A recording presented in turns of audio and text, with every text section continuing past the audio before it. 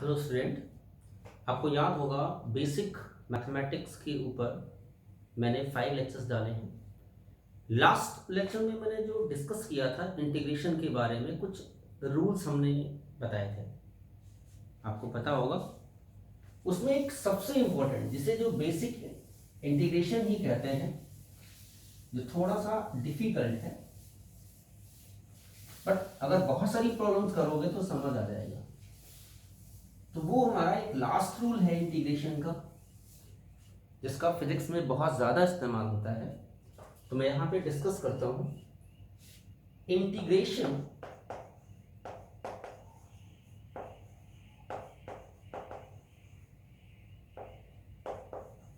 Bye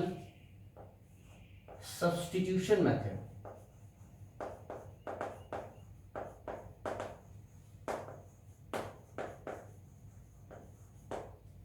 इसमें basically problem ही discuss करना है मुझे।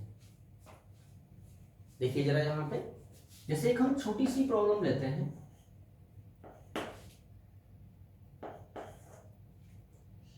मान लो आपको इंटीग्रेट करना है cos 2 थीटा डी थीटा। अगर आप चाहो तो इसको x dx कर लो, कोई फर्क नहीं पड़ता। मीन्स cos 2x का हमें क्या निकालना है? इंटीग्रेशन निकालना है। अब देखिए, सबसे पहले ऐसे तरीके के क्वेश्चंस में हम ये देखते हैं कि हमें किसका फॉर्मूला पता है। आपको याद होगा cos x का इंटीग्रेशन, आप जानते हो क्या होता है? sin x plus c constant of integration, क्योंकि हम अभी तक इनडेफिनेट इंटीग्रेशन की बात कर रहे हैं। तो क्या ये फंक्शन इस फॉर्म में है? तो आंसर आएगा नहीं, क्योंकि यहां पे x है, यहां पे क्या है? 2x। तो इस 2x को हम एक नया फंक्शन मानेंगे। तो जैसे अगर हमने मान लिया 2x को एक नया फंक्शन मान लिया, z मान लो, t मान लो, x छोड़ के कुछ भी मान लो, आपकी मर्जी है। अब इस इंटीग्रेशन को आप चेंज करेंगे। इस फंक्शन को दोनों तरफ डिफरेंशिएट कर दो x के रिस्पेक्ट में। तो twice D by D x x कितना हो जाएगा? dz by D x. D by D x से हमने दोनों तरफ क्या कर दिया? मल्टीप्लाई कर दिया। तो x का डिफरेंशिएशन क्या आता है बेटा? 1 आता है। 2 इंटू 1 2 हो गया, और dz बाई क्या हो गया बेटा? dx। बात समझ में आ गई? तो यहां से हमें dx को चेंज करना है, क्योंकि अगला वाला इंटीग्रेशन हमारा किस में आ जाएगा? देखिए जरा, देखिए cos 2x की जगह क्या हो जाएगा? cos z। ठीक है बेटा, cos z हो गया। और dx की जगह हम क्या लिख सकते हैं? यहां से देखो, dz बाई 2। तो dz 2 कांस्टेंट है, हम उसको क्या कर दें? बाहर। अब देखिए, ये फॉर्मूला और ये फॉर्मूला एक जैसा हो गया। cos x dx है ना, और cos z dz एक जैसा है। तो यहां पे क्या हो जाएगा? इसका इंटीग्रेशन क्या होगा? देखिए बेटा, 1 बाई 2,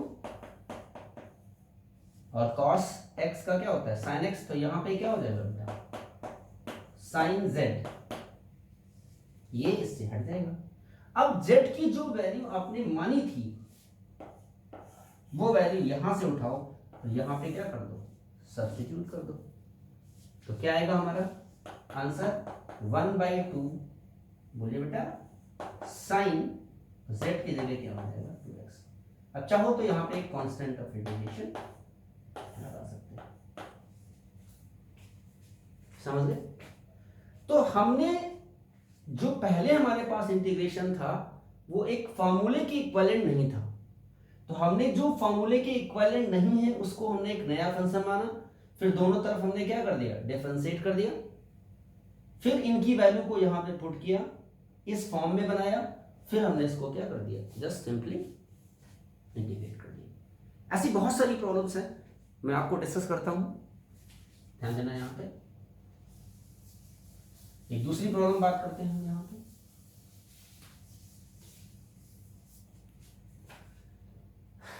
देखिए बेटा,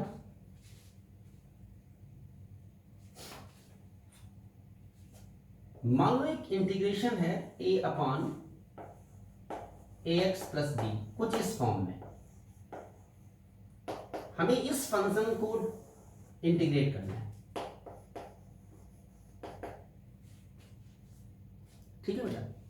अब देखिए, बहुत आसान सा कॉन्सेप्ट है। हम पहले अपने मेथड का इस्तेमाल करते हैं। एक, अगर हम इसको देखें तो a तो कांस्टेंट है और b भी बेटा क्या है हमारा, कांस्टेंट है। तो कुछ ऐसा फॉर्मूला बन रहा है, अगर dx अपॉन x हो तो आपको सभी को पता होगा, ये चीज मैंने डिस्कस कराया था, log x बेस u करवाया था। ये तो फॉर्मूला है। मैंने कहा यही थोड़ा सा डिफिकल्ट काम होता है इसके अंदर, कि हमें देखना पड़ता है कि इसको हम किस फॉर्मूले में चेंज कर पाएंगे। अब देखिए, अगर नीचे वाले फंक्शन को हम कुछ मान लें, जैसे हमने क्या माना बेटा, ax प्लस b को एक फंक्शन हमने मान लिया z मान लो, t मान लो, आपकी मर्जी।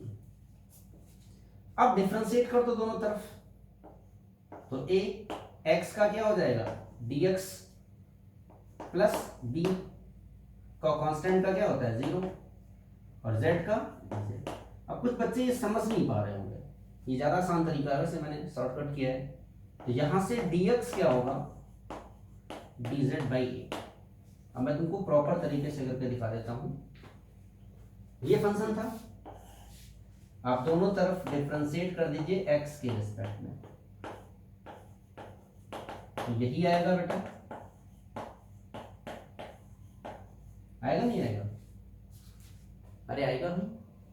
अब देखिए जरा, ax प्लस b डिफरेंशिएट करोगे, कांस्टेंट का 0, d by D x, x का 1, तो a कितना हो जाएगा, dz बाई dx। तो यहां से dz क्या हो गया बेटा, a dx, तो dx निकालना है मुझे, तो dz बाई, देखो वही चीज आ गई ना, ये दोनों एक ही बात है। और अब आपका इंटीग्रेशन किस में चेंज हो गया, देखिए जरा, a को बाहर कर दिया, इंटीग्रेशन के कांस्टेंट है, dx हमारा क्या है, dz बाई a, तो dz लिया और a को बाहर कर दिया, a से a कट गया, और नीचे वाला फंक्शन आपने क्या माना है, z के बराबर माना है। देखिए आप यहाँ पे, तो उठा के हम क्या कर देंगे z। अब देखो फॉर्मूला बन गया ना, dx upon x, dx upon x, dz upon z, क्या हो गया बेटा, log z बेस u। और z की जो वैल्यू आपने मानी थी वो उठा के पुट कर दो, हमारे पास क्या आ गया बेटा, log ax plus b base u। तो ये इंटीग्रेशन आएगा इस फंक्शन का। एक इसका बहुत ही आसान तरीका और है, लेकिन वो हमेशा सबके लिए एप्लीकेबल नहीं है, ध्यान रखना, ये मैं आपको बता देता हूं। बट इस तरीके के जो फ्रेम है उनमें अप्लाई हो जाएगा। देखिए, इसको मैं शॉर्टकट करता हूं, अल्टरनेट मेथड फिजिक्स के लिए।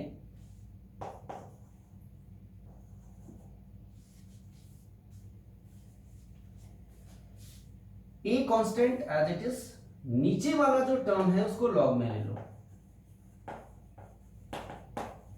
है ना सन, और बाकी जो है उसको आप डिफरेंशिएट कर दो। अब देखो वही रिजल्ट है, सही कर लो, क्या आएगा देखो, a log ax plus b, और नीचे इसका करोगे तो b का 0, x का 1, फॉर्मूला वही आया ना बेटा, log ax प्लस b। तो चाहे आप इस मेथड से करें या आप प्रॉपर मेथड से करें, आपका आंसर क्या आएगा, सेम आएगा। समझ में आ गई चीज, कोई दिक्कत तो नहीं है। देखिए, एक छोटी सी एप्लीकेशन इसी से रिलेटेड मैं लेके आपको दिखाता हूं। देखना,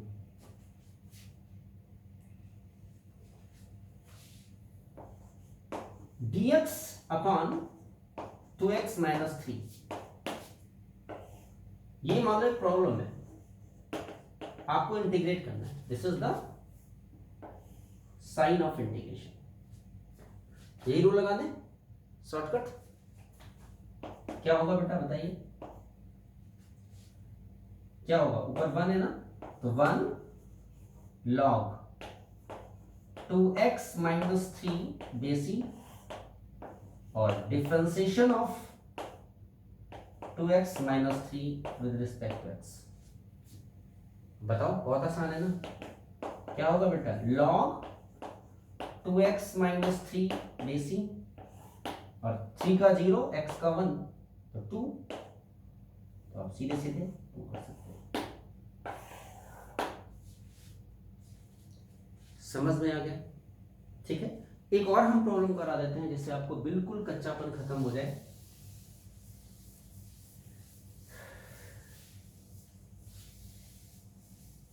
देखिए जरा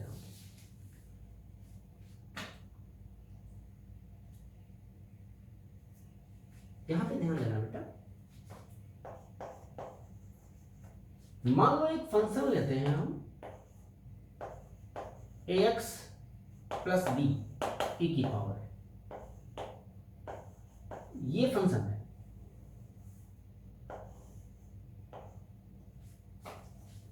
मान लो, अब देखिए इसमें एक ऐसे फंक्शन को हम, आपको इसको देखने से लग रहा होगा कि फॉर्मूला हमने आपको बताया था एक्सपोनेंशियल का इंटीग्रेशन वही होता है ना, याद आया होगा।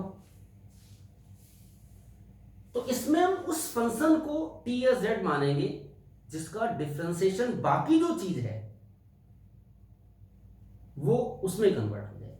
जैसे एक चीज ध्यान देना, अगर हम इसको t मान लें, ax प्लस b, इसको हम t मान लेते हैं थोड़ी देर के लिए, ठीक है बेटा। अब देखिए जरा यहां पे, तो इसको डिफरेंशिएट क्या करोगे, कांस्टेंट बाहर, x का क्या हो गया dx, कांस्टेंट का 0 क्योंकि इसके साथ वेरिएबल नहीं है, t का डिफरेंशिएशन क्या हो गया dt। तो dx क्या आया मेरे बच्चे, अब देखो ये चीज यहां पे नीचे होना चाहिए तभी ये बनेगा इंटीग्रेशन। तो dx कितना हो जाएगा बेटा, dt बाई a। अब देखिए यहां पे, नहीं गड़बड़ कर दिया मैंने, यही ठीक है। अब देखो ये चीज आ गई। अब देखिए आपका ये वाला जो इंटीग्रेशन है वो चेंज हो जाएगा, जो आपके फॉर्मूले में फिट हो जाएगा। इंटीग्रेशन a और dx की जगह हम क्या लिख सकते हैं, dt, ठीक है। और e की पावर, ये फैक्टर हमने क्या माना है, t माना है। अब देखिए ये वाला जो फॉर्मूला है और ये वाला फॉर्मूला आपस में क्या कर रहा है, मैच कर रहा है, कर रहा है ना मैच। अगर ये मैच कर रहा है तो हम इसको लिख सकते हैं बेटा, क्या लिखोगे, इसका इंटीग्रेशन क्या होगा, e की पावर t होगा, कांस्टेंट ऑफ इंटीग्रेशन लगा दो और t की वैल्यू जो मानी है आपने यहाँ पे पुट कर दो। तो e की पावर क्या आया, ax प्लस b, तो इसका जो इंटीग्रेशन होगा इस फंक्शन का वो ये होगा। बात समझ में आ गई, कोई दिक्कत तो नहीं।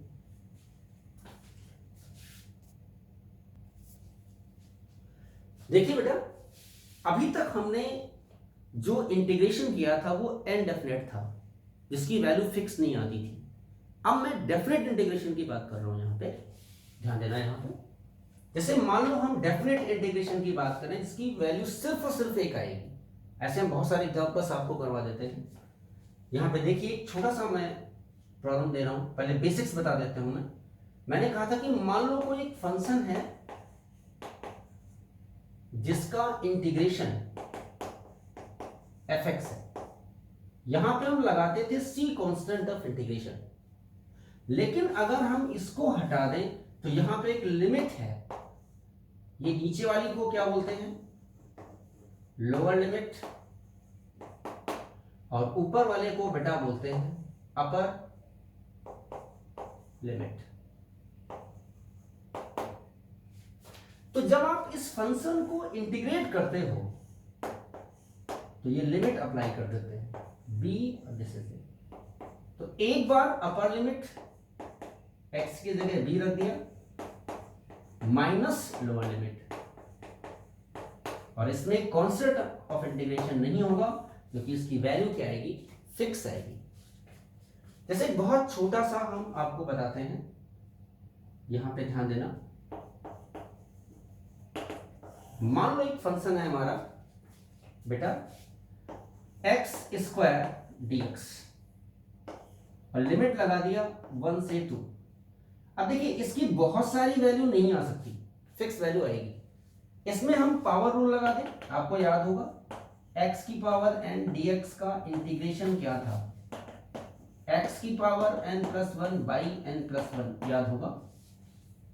तो कितना हो जाएगा, n2 है यहां पे, तो x क्यूब बाई 3, और यहां पे बेटा लिमिट लगा दो अपर एंड लोअर, लोअर और अपर। तो अपर लिमिट माइनस लोअर, 1/3 बाहर कर दिया, 2x की जगह रखो, तो 2 की पावर क्यूब क्या आएगा 8, और फिर रखोगे 1, तो कितना हो जाएगा 7/3। अब देखिए ये वैल्यू फिक्स है, तो इस इंटीग्रेशन की जो वैल्यू आएगी वो बेटा क्या आएगी, फिक्स आएगी। बात समझ में आ गई, कहीं कोई दिक्कत तो नहीं है।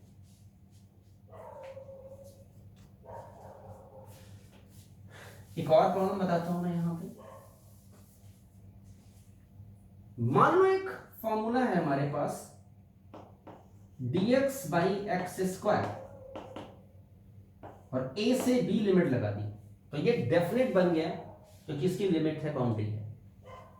तो dx अपान एक्स स्क्वायर का पहले आप इंटीग्रेशन करोगे, तो x को ऊपर ले जाए -2 dx, नीचे a, अपर लिमिट क्या है बेटा b है ना।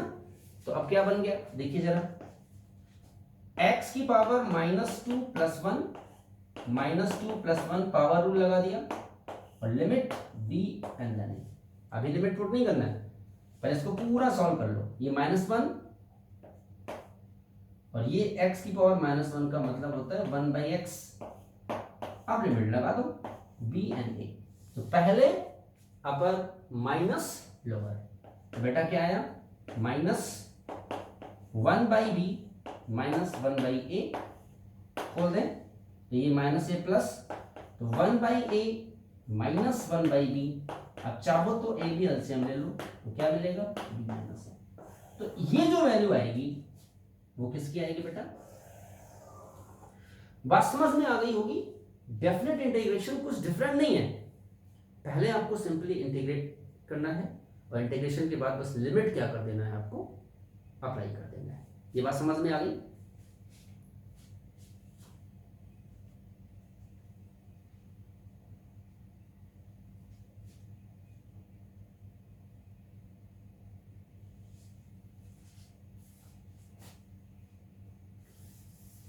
देखिए बेटा,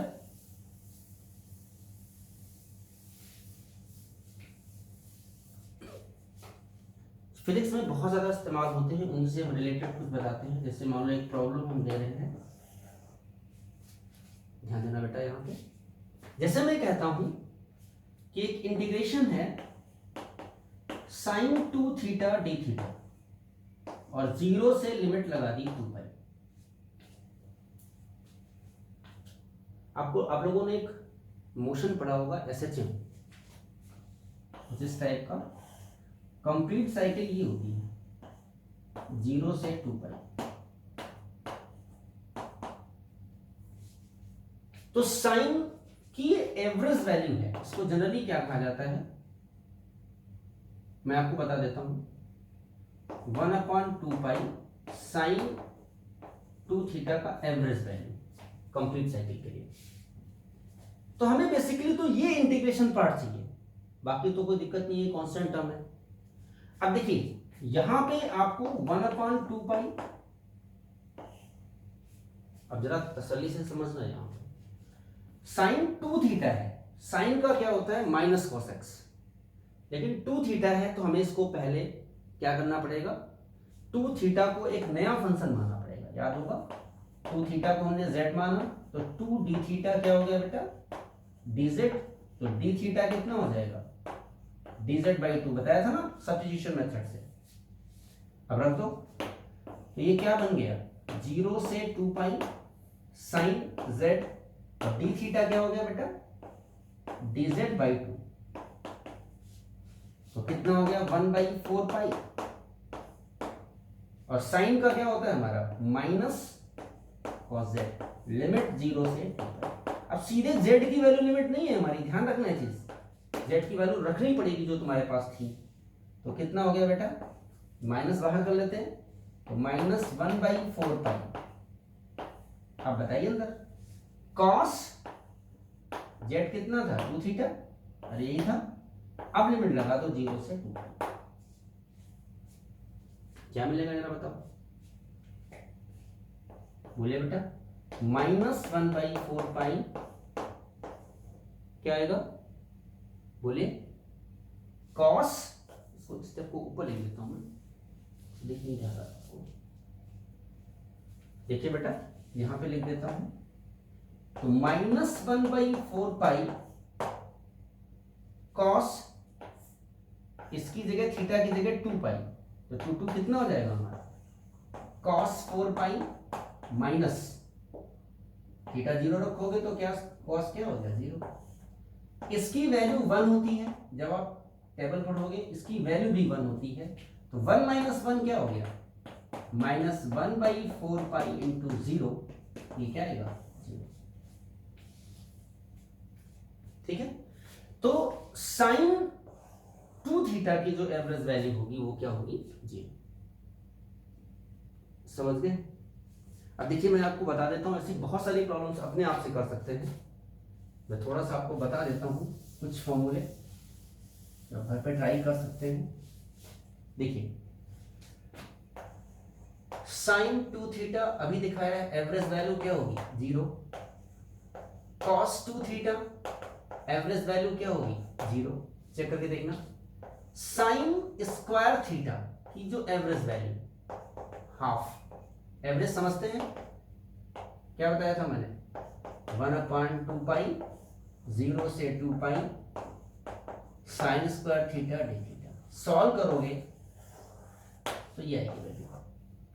अगर हम कॉस स्क्वायर थीटा की एवरेज वैल्यू निकालें तो ये भी मेरे बच्चे क्या आएगी हाफ आएगी, इनकी हाफ आती है और इन दोनों की क्या होगी, ये सारे के सारे इसी मेथड से हम क्या कर सकते हैं सॉल्व कर सकते हैं।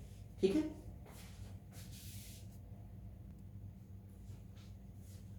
देखिए बेटा एक प्रॉब्लम, करेक्ट कर्व है जिसको गवर्न किया गया है by the equation y = sin x। Sine curve आप जानते हो ऐसा ही होता है, मैंने आपको बिगनिंग में ही बताया था, साइन कर्व और कोसाइन कर्व। तो ये कह रहे हैं कि आपको इस शेडेड रीजन का एरिया निकालना है, कह रहा है find the area encloses by the curve between x = 0 and x = pi, means यहां से यहां तक जो शेडेड रीजन है हमारा, इसका एरिया निकालना है। अब देखिए जनरल हमारे पास मैथमेटिक्स का कोई भी फॉर्मूला नहीं है, और आपको याद होगा मैंने कहा था कि पहले हम छोटा सा एलिमेंट उसका एरिया निकालेंगे और बाद में उसको हम क्या कर देंगे इंटीग्रेट कर देंगे।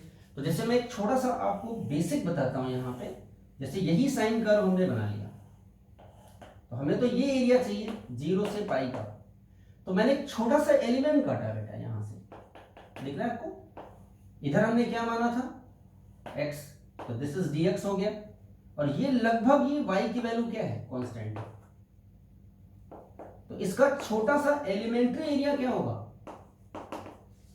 Length into breadth y into dx, तो y की वैल्यू हम यहां से पुट कर सकते हैं, तो बेटा एरिया क्या आया हमारा sin x dx, और हमें टोटल एरिया चाहिए, तो आप इसको 0 से क्या कर दो a कर दो, और लिमिट 0 से कहां तक पाई तक, बात बन गई। तो dA का इंटीग्रेशन क्या होता है a upper minus lower, sine x का क्या होता है, याद करो, माइनस कॉस एक्स, बताया था मैंने। और लिमिट लगा दो 0 से पाई, तो एक बार क्या होगा बेटा, अपर लिमिट, माइनस क्या होगा, लोअर लिमिट, तो क्या है बेटा, minus cos pi minus cos 0। अब आप जानते हैं तो एरिया क्या है मेरे बच्चे, देखिए कॉस पाई -1 होता है। अब ये चीजें आपको आनी चाहिए बेटा, टेबल से आपको याद होगा, साइन और कॉस की टेबल बताई गई होगी आपको 9th में। और कॉस 0 होता है 1, तो -2 इंटू -1 तो क्या होगा, प्लस का। बात समझ में आ गई। तो देखो ये जो इरेगुलर साइज एंड शेप है, इसका भी हम एरिया निकाल सकते हैं with the help of integration. बात समझ में आ गई।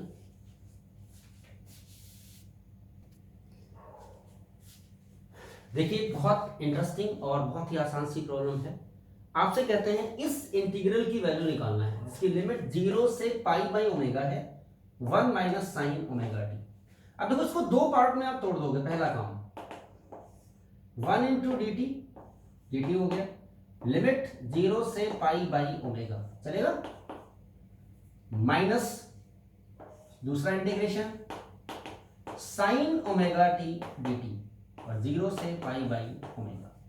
अब देखो डी टी का तो आप जानते हो टी होता है, लिमिट लगा दें 0 से पाई बाई ओमेगा माइनस, अगर ये साइन एक्स होता तो माइनस कॉस एक्स होता, बट चूंकि साइन ओमेगा टी है, याद होगा साइन 2 थीटा का क्या था, बोलो, माइनस कॉस 2 थीटा अपॉन 2 था, तो माइनस माइनस क्या हो जाएगा प्लस, और साइन का क्या हो गया cos omega T by omega, और लिमिट अप्लाई कर दो मेरे बच्चे 0 से पाई बाई ओमेगा।